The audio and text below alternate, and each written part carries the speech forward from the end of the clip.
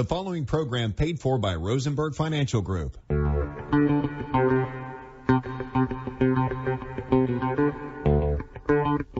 Providing live finance advice since 1993. It's time for Your Money with Steve Rosenberg, Sherri Goss, Randy Goss, and Becca Wilton. To participate in today's program, call 478-742-0940 with your financial questions and comments. And now, live from the Macon studios of News Talk 940 WMAC, it's Your Money.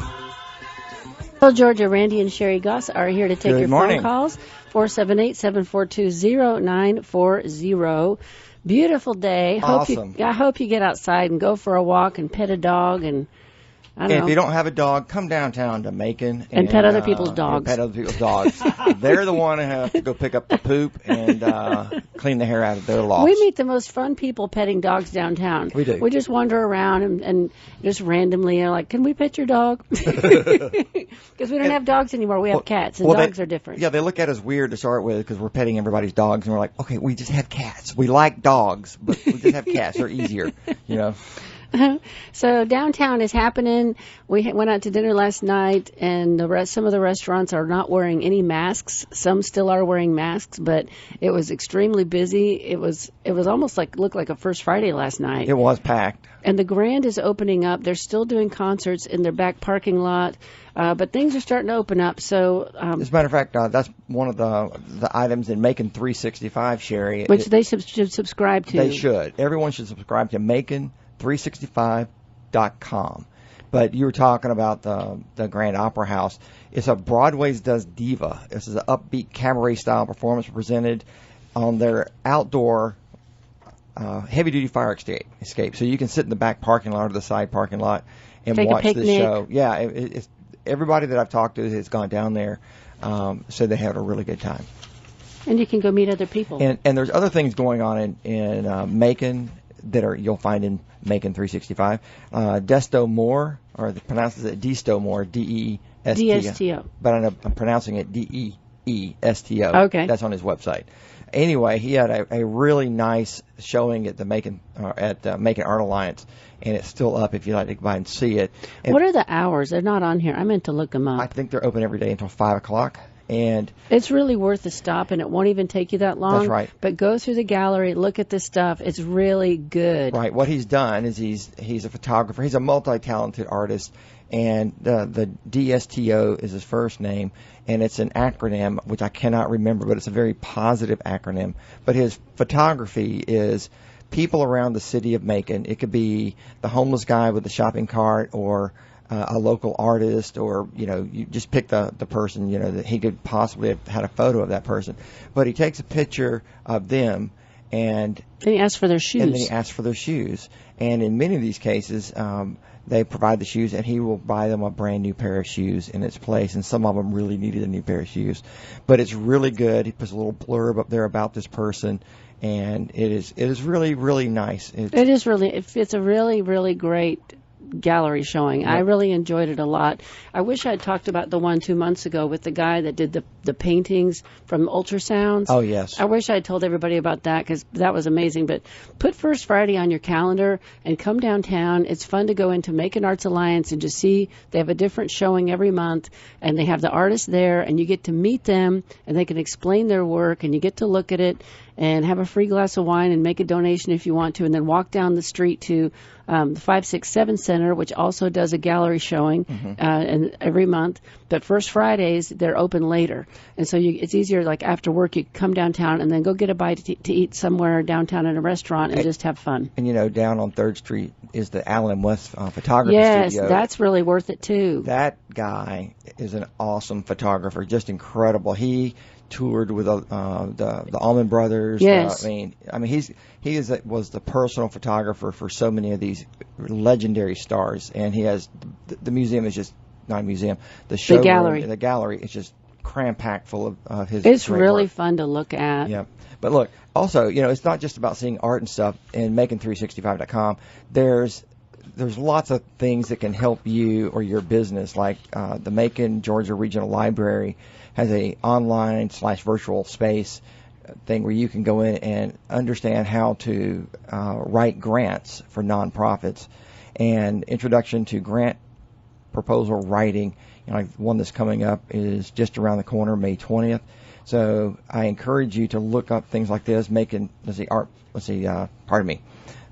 567 Center is having Kool-Aid and Canvas, and that's really a very neat deal where you can take your children in there and y'all can all paint together and learn how to paint different things. And when you're done, you'll be surprised at how good the piece of art is that you've And the really fun thing we did a couple of years ago is they have a pottery studio in the basement, and they've got wheels, and you can either do hand building pottery or you can learn how to turn pottery on a wheel. And we did a thing, it was like a 6-week program where you could use unlimited clay, paint, the kiln, all of it for a flat rate. With an instructor. Yes, it was a blast. Yep, and all the glazes and everything. All of that's right on First Street, right on the 567 Center. So check out the website. It's really fun. Yeah, and the Douglas Theater is having a good series that's coming up. But enough of that, Macon365.com, and I'd encourage you to I wonder if it's .com or .org. It's .com. I looked it up. Oh, thank you. You're welcome. But also Macon Art Alliance, which is one of the galleries that I am on the board of directors for.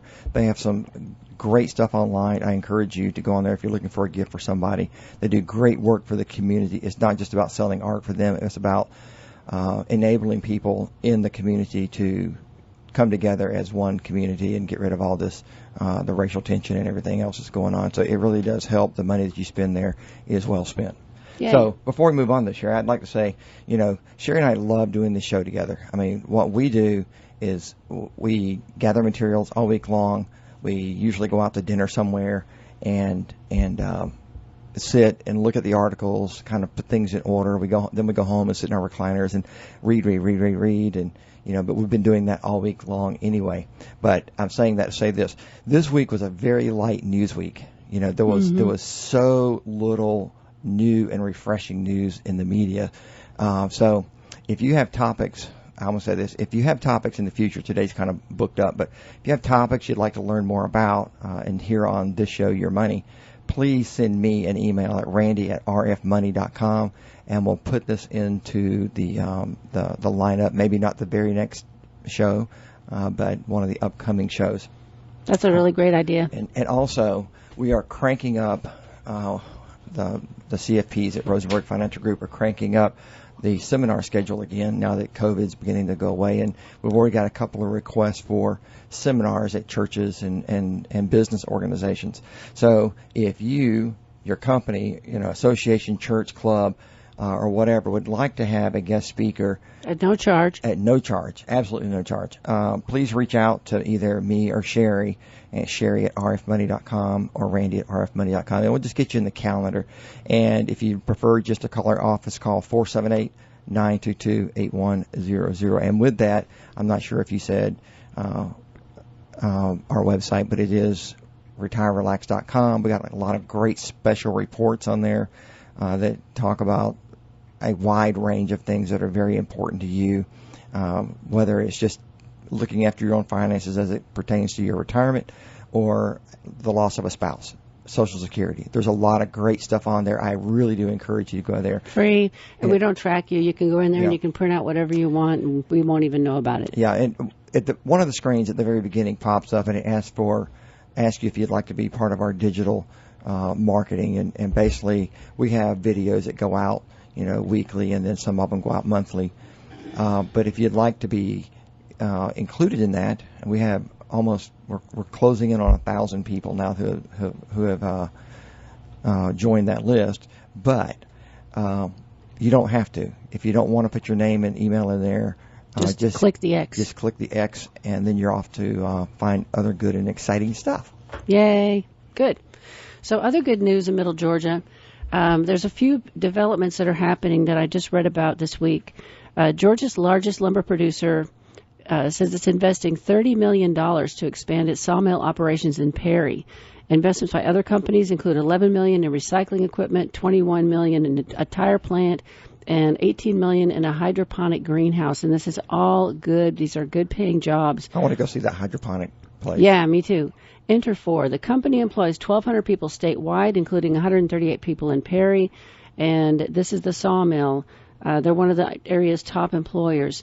Schnitzer Steel recently unveiled its state-of-the-art advanced aluminum separation system at its Macon location.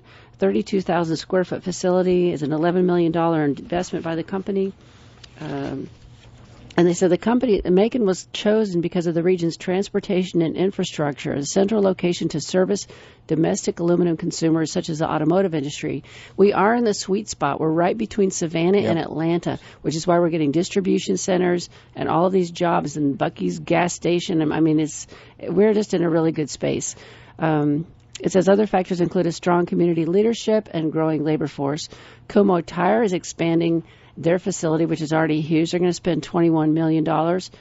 They produce 500,000 tires annually, which doesn't sound like that much to me for as big of a plant that is. Well, 500,000 tires. This is not the only plant they have either. I know, but for as big as it is, I don't know. I don't know if they're making the tires there, are they? They said produce an additional 500,000 tires. So they're adding 400 jobs. How do you employ all these people and only make 500,000 tires? And that's another plant I would love to go see. I'd like to see a tour of that thing. Pete's is investing $18 million to open the first southeastern agricultural grow facility at a 600-acre industrial park. And that is in Warner Robins or... Oh, that's in Peach County. Robbins International Industrial Park. They're going to spend $80 to $100 million. Now, if you want to get impressed... Oh, wait. It's a 24-acre indoor growing facility. It requires 90% less land and water compared to traditional farming. It's by the... So I was driving... I had to go by the Lane packing plant. I was on my way to do a seminar at a church last month, and there is a grow facility next to Lane that's as big as Lane's. It is really cool, but this one is going to be 24 acres. Mm-hmm. I can't even imagine. And I believe the Robbins International Industrial Park is in Byron, actually, right off the interstate. You see the big ATD tire distribution company there. But if you want to really see what's going on in your county, go take a look at the Macon Industrial Complex and look at these giant factories that are over there. And that's on 247. That's where the Como Tire plant is. And that paper plant? The paper plant's back there, too. That's crazy. It's incredibly large. Yep. So we're fortunate to have these things here. It's very good. And the Urban Development Authority, who I really should call and catch up with, wait a minute, I'm saying the wrong thing. Not the UDA. Oh, Economic Development. No, Urban Development. They're the ones that are responsible for helping get stuff in here. There's another group, though, too. Our friend that we went to dinner with last year, he was EDA or UDA. Was he? Yeah. Okay. Anyways, there's a lot of really good people out there working really hard to get good things here. That's right. And if you feel like you're in a dead-end job, okay, this is just proof that there are new and refreshing jobs coming to you and to your surrounding area. So if you are lacking a certain skill, there's plenty of ways to get trained in the Middle Georgia area. So I encourage you to take charge of your own life and get out there and find out what it's going to take to get you to that next level. Yep, I agree. So the next thing, were you going to talk about cyber next? Or this thing? One. Yeah. Okay. So parents are sacrificing their own financial wellness to support their adult children. A survey finds, this is from Fox and this is from CNBC. Almost half, or 45% of parents with adult offspring have given their children money during the coronavirus pandemic, and of those, 79% said the funds would have otherwise gone toward their own personal finances. Those with an annual household income of less than $40,000 give an average of $1,400, while those with household incomes up to $80,000 gave over $2,000. And parents, so the more money you make, the more money you're giving your kids. If you make more than $80,000, you gave your kids an average of $8,500. That seems crazy. What are these kids doing? Or not doing? It said this is holding them back from paying off their own credit card debt. I want everybody to pay off their credit cards now. You should not carry credit card debt. It's the worst, most horrible debt, the highest interest rate other than a buy here, pay here car lot, which could be actually worse, right, or a finance company loan, which is even more horrible. This is like being on an airplane when the oxygen mask pops out of the ceiling. They tell you, put yours on first. Yes, so, take care of yourself. Yes, and then put the one on your child. There you go. That was excellent. Most of the money parents gave their children was used for food and housing and also included a cell phone or wireless plan, a car, paying off debt, and entertainment. Why are you sacrificing your own finances to give your kids money for entertainment? And, not everyone needs a smartphone. I know they're great. Not everyone needs one, though. Or an Apple iPhone. Right. $1,200 phone. Yep. Get a flip phone. If you can't afford a phone, you can't afford a phone. Preach it. So, this guy says, have an agreement, particularly with the older adult children, on how to help them and how they will repay you. Also include some educational guidance so they can prepare themselves and stop asking for money. And, I will say, it's great that we can go out and read these articles and we go, this is absolutely spot on information. This is great. Everyone needs to understand this. But we've done it. We've fallen into that same trap. And every time, and it's not been that many, we go, next time we're going to make a plan for repayment, put it in writing, and it's non-negotiable. Right. So the 2019 bank rate survey found that of the 60% of Americans who lent a loved one cash, 46% lost money and or saw their relationship with the borrower harmed. Yeah, because you're mad at them. Because they took your money and didn't pay it back. And they're trying to avoid you, and you're trying to figure out how to ask for your money back, and it doesn't create a good relationship. No. So, was that the end of that one? Yeah, I Okay. should have thought up some stories for this one, but that's okay. Well, we just told on ourselves, so that's a good enough story. I can't take it anymore. Anyway, we were talking to one of our executive assistants this morning, and she is a millennial, and she's a very sweet person. And I said, are you going to listen to the radio show today? And she goes, well, I got to be honest, I have never listened to it before. I'm like, well, you're new with the firm. I get it. You got a lot on your mind. You're moving the whole 9 yards. But are you going to tune in today? Yes, I'm going to tune in today. And she goes, what channel is it on? What station? I said, 940. And she looked at me like the RCA dog, her head cocked sideways a little bit. And she goes, does the radio go that low? I mean, you think that it's the older generation that doesn't know some of this technology stuff, but for the millennials out there, She's never listened to AM. That's right.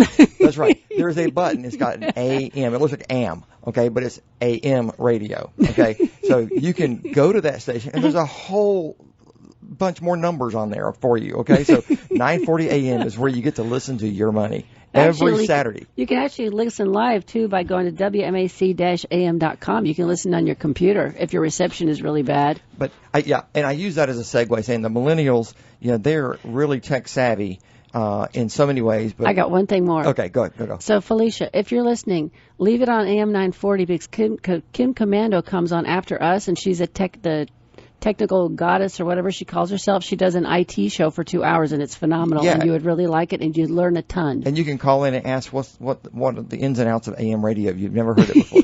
Anyway, I say that to say that millennials are so dialed in when it comes to computers, and I mean they've got it, And it's usually they grew up with it. Yeah, and it's usually the older generation that has problem with IT, But right now, what's going on in the world with cyber is affecting everybody. Okay, you cannot be too careful with your personal information, or even worse, the information that belongs to your company.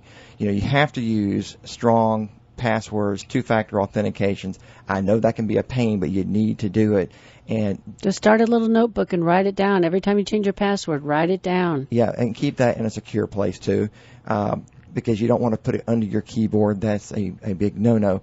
But you think it's a pain to do the two-factor authentication and such, but it's a bigger pain to have to restore your networks after going through a cyber attack, a hack, or whatever. And I know 2 companies right here in Macon who were hacked with ransomware. Okay, and one company did not get their data back because they couldn't afford to pay the ransom. And was it $250,000 in it was $250,000 Bitcoin? in Bitcoin, and unfortunately, they did not have strong enough technology in place at their firm. They did have a backup. Unfortunately, it was on the same computer, and it just made no sense, or the same network, and everything was locked down. So and their email, they lost all right. their email and all of their files. That's right. Permanently. So I mean, we have cyber insurance. We have a very strong network, and with backups, multiple redundant backups of everything for us. So if we had a ransomware, we just wouldn't pay it. We would just go buy a new server and put it back in and just do a backup, and it backs up for us every day completely offline. But look, not all intrusions come from the dark web, okay? And I'm going to read you a story. And the here. dark web is what hacked Both of these people. The oil company. That's right, it is. Well, the dark web is a place where hackers go to exchange information, buy data, and stuff like that. The company that hacked was called Colonial was called the Dark Side. Okay. But here's a story that just will blow your mind. In a recent incident reported by U.S. News, an office secretary unknowingly gave some of her law firm's most private data to a gentleman who had bought a Comcast cable polo shirt off of eBay. He dressed in a pair of khakis with a tool belt and told the secretary he was there to audit their cable modem specifications and take pictures of the install for quality assurance. She had no reason to suspect that he was part of a now extinct hacker ring who had gained access to their business through a VPN which they installed while they were on site. And through a what? Virtual private network. Especially, it's a whole board through the system. It's a direct. So they put that in their computer system so they could go elsewhere. That's right. And keep looking at everything. While they were on site, they were allowed complete access to their servers and everything, and they installed the back door for them just to walk right in. So, if you have a company and you do not have policies and procedures in place that tell you how to handle people who walk in and want to see your networks, fix it. You need to fix it. Write the policies and procedures. Get in touch with a firm that has cyber insurance. They usually, it's not horribly expensive. It's based on your exposure, basically. But anyway, you really need to make sure that you have a recovery plan in place. And on our website, we have a recovery plan that came from the FTC. It was a seminar I was a part of many years ago, but they keep updating it. But COVID has caused a big problem in the cybersecurity world because everyone was working from home. And a lot of the people, when they work from home, they did not have the same strong cybersecurity rules that maybe their companies had. So that is a big vulnerability and a very, very big target, especially if you're the company who's having to pick up the pieces on the back end. Or have your clients exposed. That's right. That's the worst case scenario, is all of your clients and their credit cards. This is what Target went through a couple of years ago. And the people got into Target's system through their heating and air system. Yep. They went in as heating and air people, and instead I don't even know how that works. They actually didn't even go in. They used I think it was Johnson Controls. They went in through the Johnson Controls. Yes. But that hole has now been fixed. But look, cyber skills gap remains the biggest problem. 95% of cybersecurity breaches are caused by human error. 88% of the organizations experienced spear phishing, which is a very targeted attack by a hacker, and 36 billion personal records were exposed in 2020 alone. Is that globally? Yes, it is. And the top malicious email attachments that you're going to receive that people want you to open is a .doc, that's a Word file, a .dot, D-O-T, and a .exe, an executable. So always hover over the address of where something is coming from, and if you don't know who it's from, delete it. Yeah, do not open it. Do not click on it. Just because you receive an email from somebody does not mean you're responsible or you're under any rule to open that email. We delete from our office hundreds a day. We don't even open them. Unsubscribe. I'm unsubscribing to at least 30. I'm getting it down to more like 20 or 30 a day. Yep. And moving on, this the latest cyber attack from the dark side, it's affected a lot of people all up and down the eastern coast. But we, as Americans, seem to have a very short memory, and we believe that a hacker will never find you. But maybe if you see the cost of this, you'll kind of take a different perspective on that. With gasoline now flowing through the Colonial pipeline, consumers will forget about the ransomware attack that disrupted the supply chain.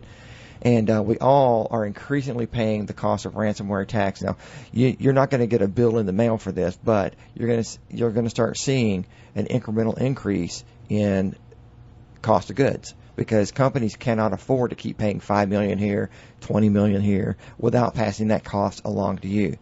So, data theft is a big business. Digital crimes have grown as a niche activity into a giant industry. It's going to cost the world economy about $6 trillion this year. Now, so what I don't like is this. It says here in 2020 there were nearly 2,400 ransomware attacks on government agencies, schools, and healthcare. I never heard anything about that until this article. And that's just in the United States. I don't know what data they got. I don't know if I'm included in this. You are. Nobody's communicated with me whether they stole anything from me. All this government, I mean, we've been hacked so many times because you were in the military. It's like every year we got hacked. Yeah, and it wasn't us personally getting hacked. It was the military getting hacked, and then we get an email that says the Alpha roster was stolen. And we were just in the pile. That's right. But look, $6 trillion. Let's put that into perspective, okay? The GDP of France is $4 trillion.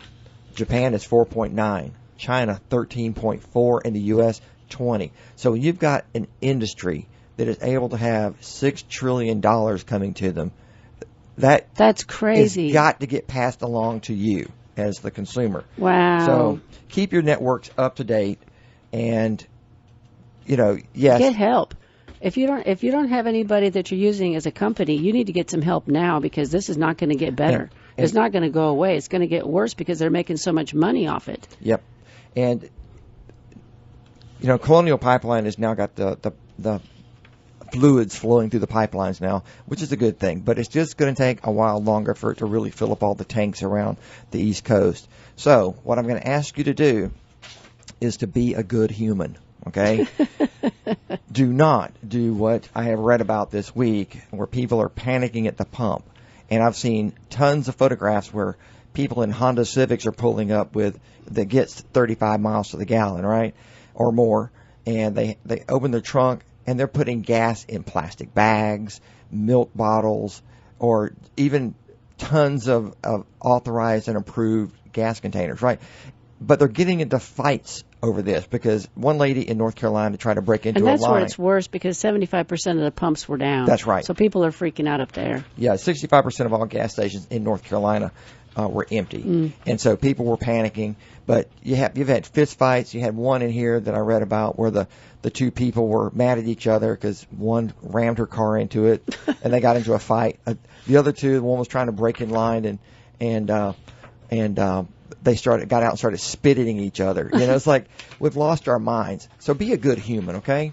80% in Spartanburg, South Carolina, 80% of the pumps are down. Yep. So what can you do, okay? Don't drive as much. Don't drive where you don't have to go until this is completely solved. Use, say, Gas Buddy or Waze, and they will tell you where there's gas.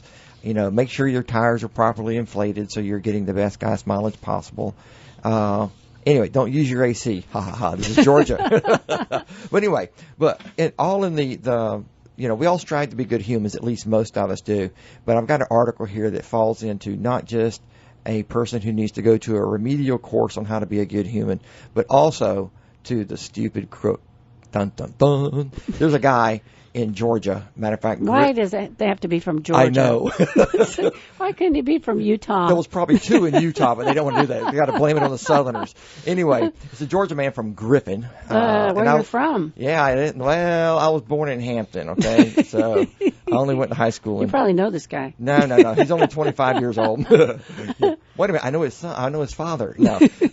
Anyway, he went and found a giant U-Haul truck, and he knocked a hole in the gas tank and took his 5-gallon gas can and filled it up and walked away, which caused a giant fuel spill, which the fire department, when you have 50 gallons of gas spewing out on the ground, the fire department is going to have to come out and do the cleanup. Okay, it's an environmental hazard, so they have to do that. Well, it was pouring down rain, and they had to come out in the rain, which I kind of think they already get wet anyway, so it wasn't that big of a. I think the rain would make it worse. It was going to make because it it'll make it spread, and then they have even more area that they have to clean. But here was the funny thing, that the guy parked his truck, which was a red Ford, behind a Kentucky Fried Chicken, and the police department in Griffin do have a good sense of humor. I have known this for a long time, okay? From being pulled over? Only while I was in high school. But anyway, they said here, before they identified Smith as a suspect, Griffin Police posted photos of the red F-Series truck, the Ford F-Series truck. They said was parked at a nearby restaurant, and it was used as the getaway vehicle. And it says here, the police says so.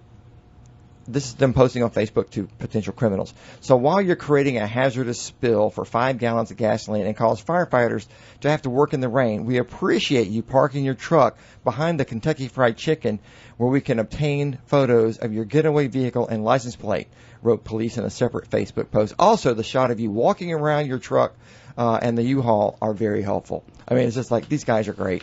So anyway, I ask you to not lose your mind over a couple of gallons of gas and be a good human. All right.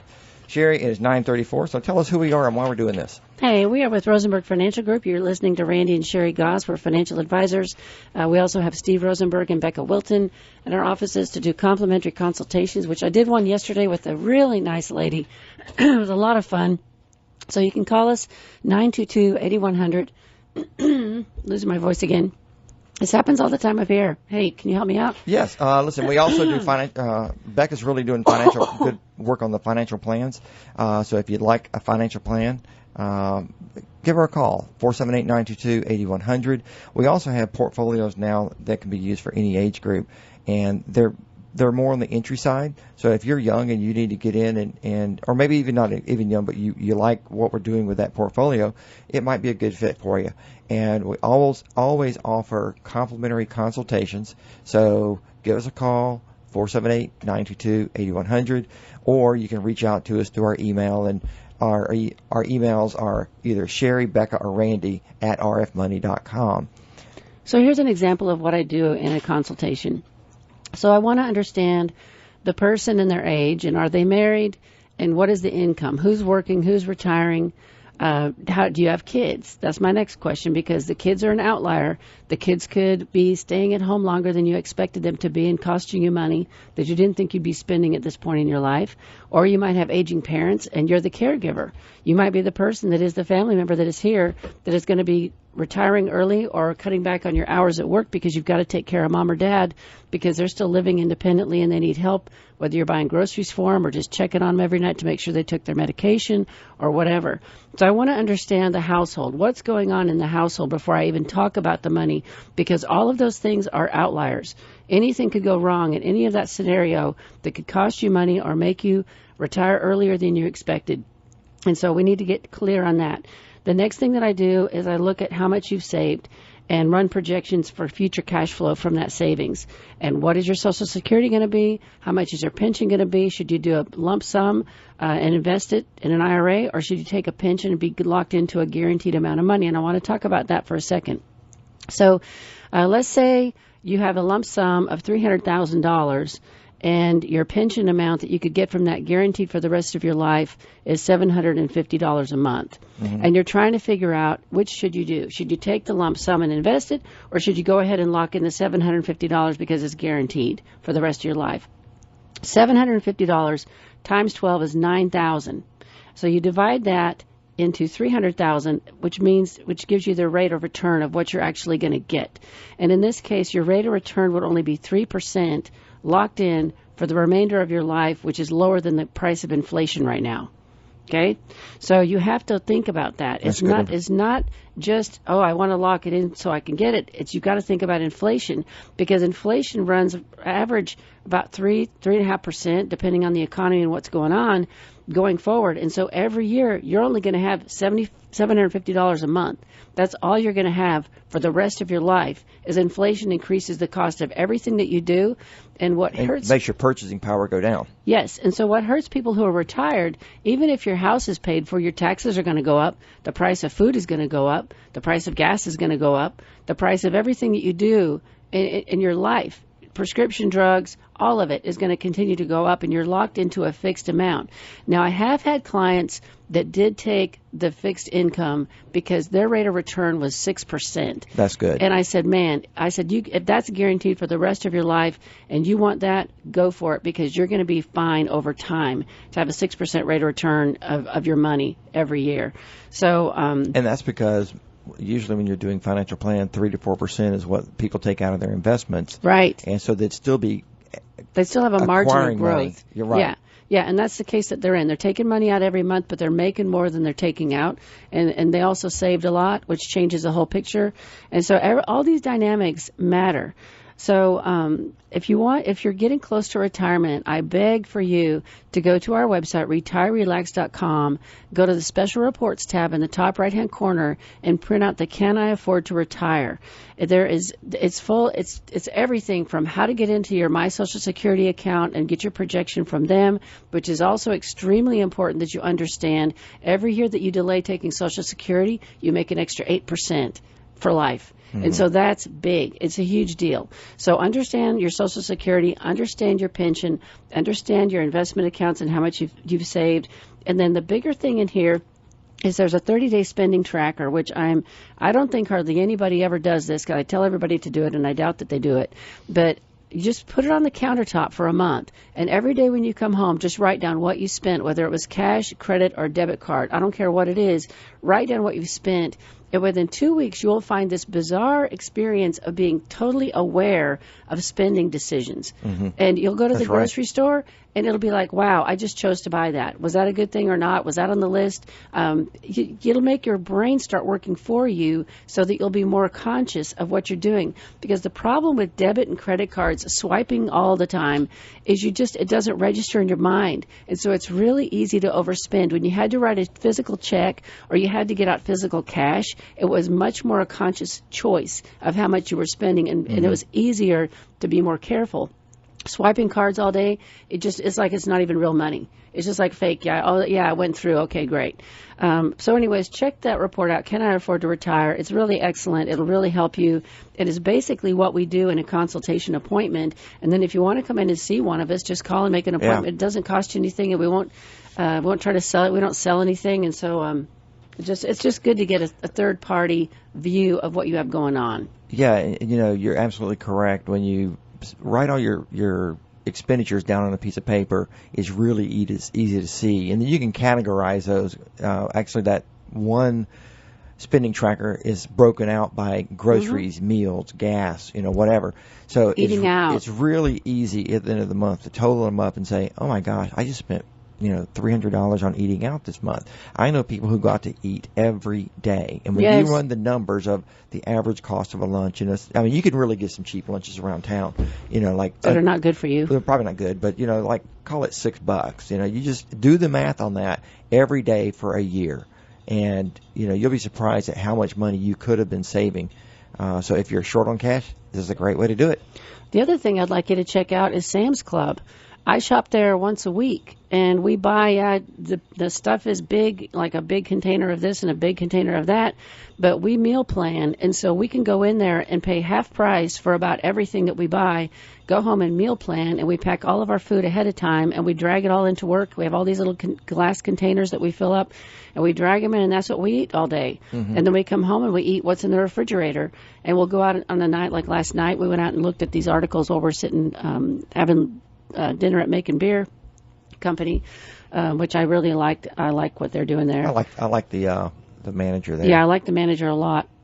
Great guy. But anyway, so treat yourself once in a while, but have a meal plan and have control over what you're eating, because I know exactly what we're eating every day, and it's fresh produce and fresh meat without any added junk to it. I mean, there's no preservatives, there's no nothing. You get to see what's going into your meal. So if you got something that you really like, this gives you the ability to find the one that, if you're worried about what ingredients are there, too much sodium or whatever, you have the ability to make those adjustments yourself. But not rely on that Sam's somebody Club else. Membership paid for itself in a month. Easy. Yep.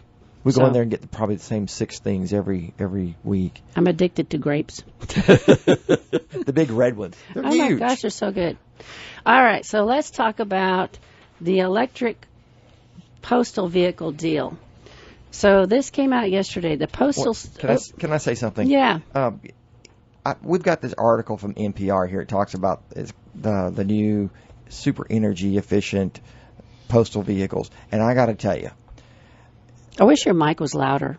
Can you hear me? Is That's it better? better. Okay. I'm having to literally put my face on it. I wish we could turn the volume up on it. Anyway, CT. Can you turn the volume up on the mic? He'll try to. Okay, that's my headset. No, that's my headset. The microphone. Should be up. Okay, anyway, if the Post people didn't have if they thought what I'm trying to say here is that is one ugly vehicle. It's really that is horrible. a horrible looking vehicle. But they can't see it and they don't know what you're talking about. Okay, I just go look it up. This is a horrible looking vehicle. So in one of his first actions in January, President Biden announced an ambitious plan and said he would create jobs and reduce the government's greenhouse gas emissions. The federal government also owns an enormous fleet of vehicles, he said January 25th, which we're going to replace with clean electric vehicles made right here in America by American workers, creating millions of jobs, 1 million auto worker jobs in clean energy. Okay, so the federal government's fleet is 650,000 vehicles. How does creating those vehicles create millions of jobs? That's my first question. Well, if you have to remake all these, and it says that the U.S. Post Office makes up about a third of that, so that's 200,000 vehicles plus that they would have to create to replace all of these. But how many people does it take to build an electric postal truck? I'd say a bunch. Really? Mm-hmm. But 1,000? I don't know. I don't understand it. Anyways, do you realize that currently the U.S. Postal Service vehicles only get 10 miles to the gallon? Those ratty little things that they drive around, they're like golf carts. I don't understand how they're only getting 10 miles per gallon. Well, think about this. Your mileage goes down when you're driving in a city, and these people stop about every 100 feet to put something in somebody's mailbox. That must be it. So they're idling. They're idling. They're idling while they're delivering the stuff. Yep. Okay, now that helps me out a little bit. I just don't understand how this is going to change the world. 650,000 vehicles and turning them all into electric. And while you're building them, you're polluting the environment by building something and using parts and metals and all of these things that are, the prices are now like through the roof of every component that's going to go into this vehicle. And I wonder what the cost-benefit analysis is. They don't do that. Well, they say that they're only going to, the Postmaster General Luis DeJoy, said that he's only going to replace about 10% with the zero net emission vehicles. And they threw down on him like immediately. Oh yeah, they hammered him pretty hard. But he says that's all the money we have, which they really don't even have that money because they're going broke every month. They're going into debt every month, and so. Well, last year in 2019, Sherri, the USPS spent $706 million to repair 141,000 vehicles. Okay, and how much money? $706 million to repair how many? 141,000. Now I got this quote from, Facts Online or whatever, and what's the average cost of our repair at our shop in Milledgeville? Very low. Okay, very low. But the average maintenance they said was about $5,000 for the majority of them, and many of them were over $10,000. So. Some of them are getting long in the tooth, so they probably need to be replaced. But I wonder if we need to be replacing everything. I mean, right now it feels like we're just throwing a large amount of money into the wind. And yes. And who's going to do all this? Right. Somebody's going to get a great contract from the government and make a pile of money as a bottom line. So the Postmaster General said it would cost an additional $3 billion to $4 billion to make their service fleet 90% electric, and they don't have that money. So guess what? They're going to create more money out of thin air to do this because it's green. Each of you will be receiving a bill very soon. So Biden also wants to install 500,000 new charging stations for electric cars. Who's going to use them?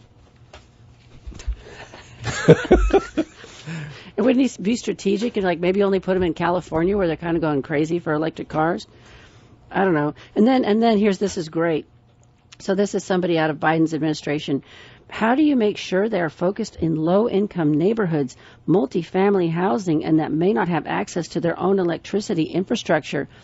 Are low-income neighborhoods able to buy a $30,000 electric Ford Mustang? Is that what the Ford Mustang's going for? I believe, yeah. But the lowest, because the Tesla M, the one that only gets 200-mile range is $30,000. Yeah. And the Ford Mustang gets a 300-mile. So if you're in a low-income neighborhood, are you going to go out and buy a $30,000 electric car?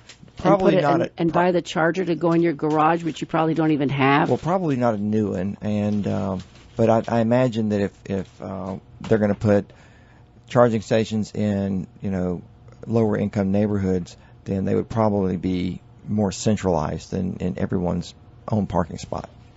I find this so stupid. Anyway. Let me see. The Biden administration hasn't yet said how it intends to pay for these new vehicles or the charging stations.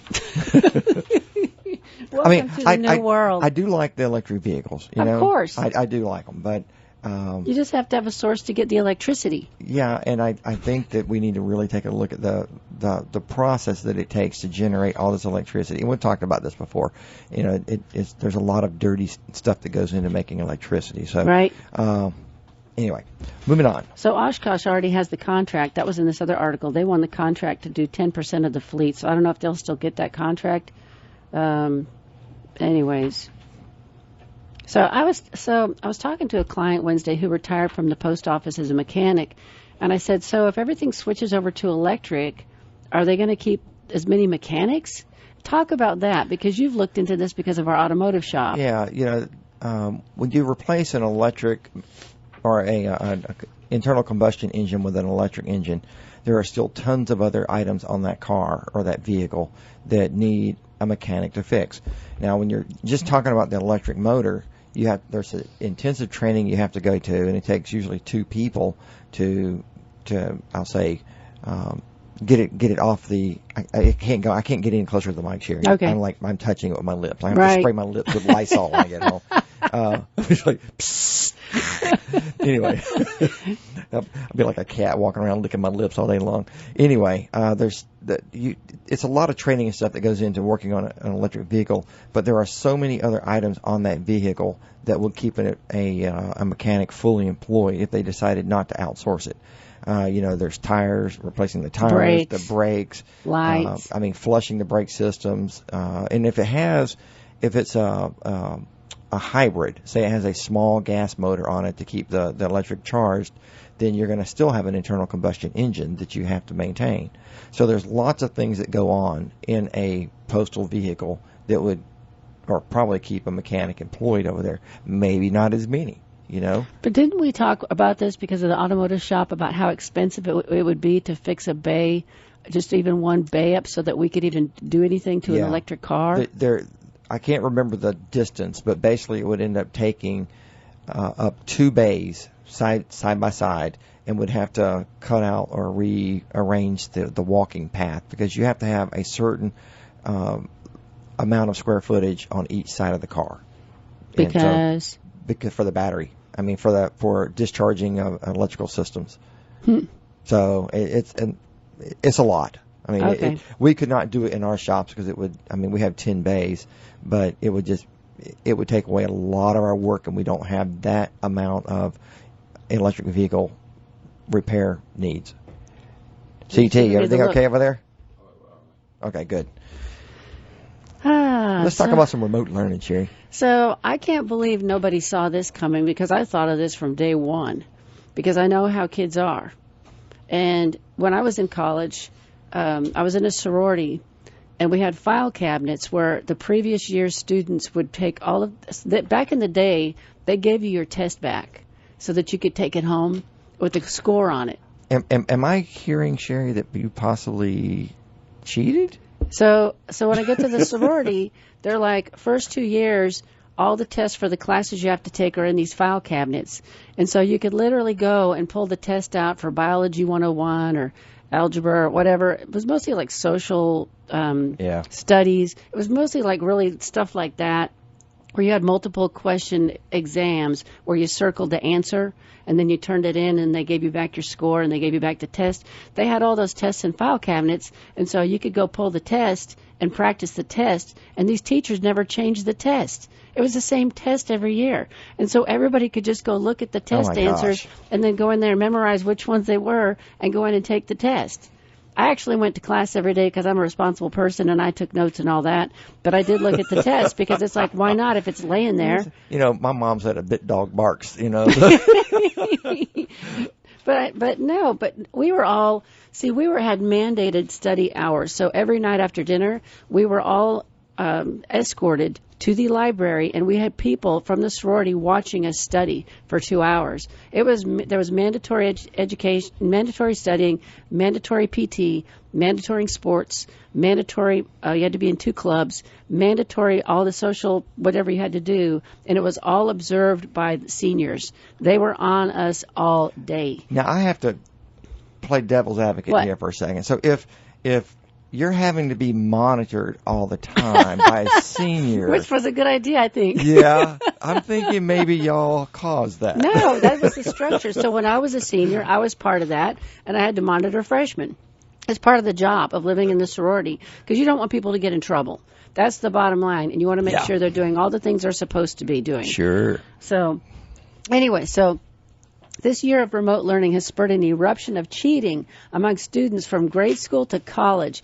Why? Of course it did. They're stuck at home on a laptop. They've got a smartphone. They're texting each other. What's the answer to number 3? They're texting each other, or they're probably all on speakerphone together. They probably have set up a chat room where they could all do the test together, and they're all sharing all their ideas, and each person maybe studies 2 subjects, and they all share in the testing, so they don't have to do so much homework. And, people are going to find the easiest way to get something done in that arena. Yes, and if you're sitting in your room by yourself and nobody knows what you're doing, it's what kids are going to do. Right. But I mean, this is just crazy. But this online cheating has spurred another growth industry. Oh, gosh. I never saw this one coming. Yeah. Companies that are like Procter which is based out of Hoover, Alaska, they proctor children. They proctor anybody taking a test for whatever test it is that they're having to take. And there's a video watching them the entire time. So the schools are hiring these people. These are not the bad people. You're talking about the good people. I'm talking about the good people. So these people proctor, and they watch you on a video taking the test, and they alert the teacher if they see you doing something wrong. Yes, and they're saying that they see some really creative ways for people to cheat. This Procter company said that, one of its students was suspected of flying a drone over the test that they were taking to take pictures of it so they could sell it online. Another was trying to cheat by using the information for the test, which were stuck to its dog and with sticky notes. And another one was a female student. This is the best one. A blonde female student was taking a test, and she sneezed and fell out of her chair and replaced by a male in a blonde wig. Thinking she could get away with it. Right. It's like, but anyway, so a year of remote learning has spurred an eruption of cheating from grade school to college, with many students isolated at home and a mass of online services at their disposal. Academic dishonesty has never been so easy. Websites that allow students to submit questions for expert answers have gained millions of new users over the past year. A new breed of site allows students to put up their own classwork for auction.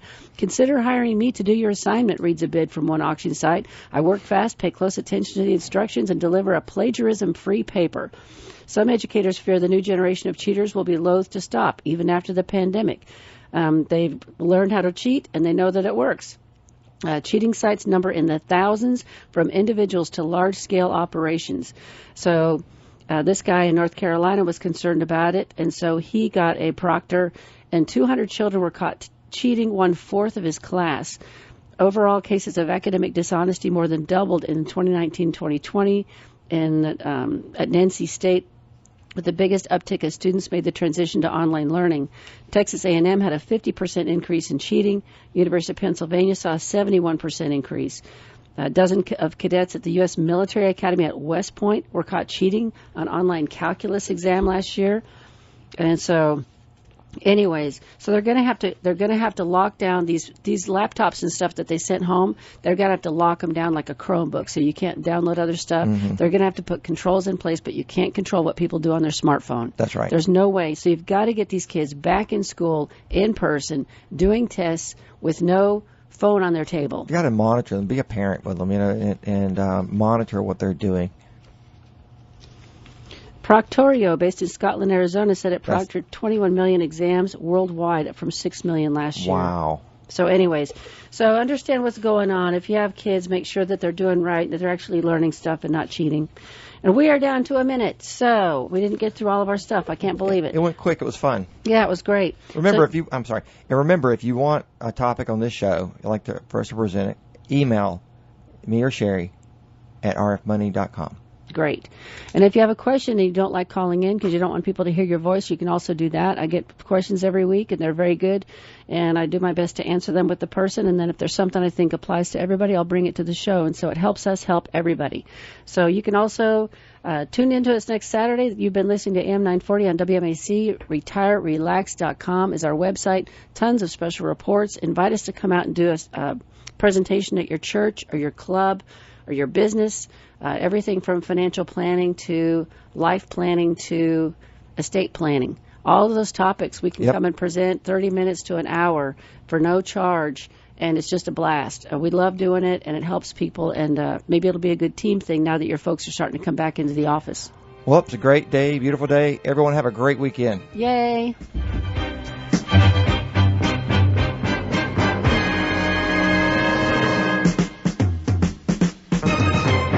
The views expressed on the show should not be construed directly or indirectly as an offer to buy or sell any securities or services mentioned herein. Investing is subject to risk, including loss of principal invested. Past performance is not a guarantee of future results. No strategy can assure a profit nor protect against loss. Please note that individual situations can vary. Therefore, the information should only be relied upon when coordinated with individual professional advice. Securities are offered through Royal Alliance Associates Incorporated, member FINRA and SIPC. Advisory services are offered through Rosenberg Financial Group, a registered investor advisor not affiliated with Royal Alliance Associates Incorporated. Offices are located at 2517 Moody Road, Warner Robins, and 4875 Riverside Drive, Suite 201 in Macon. Phone numbers are 922-8100 and 741-4457.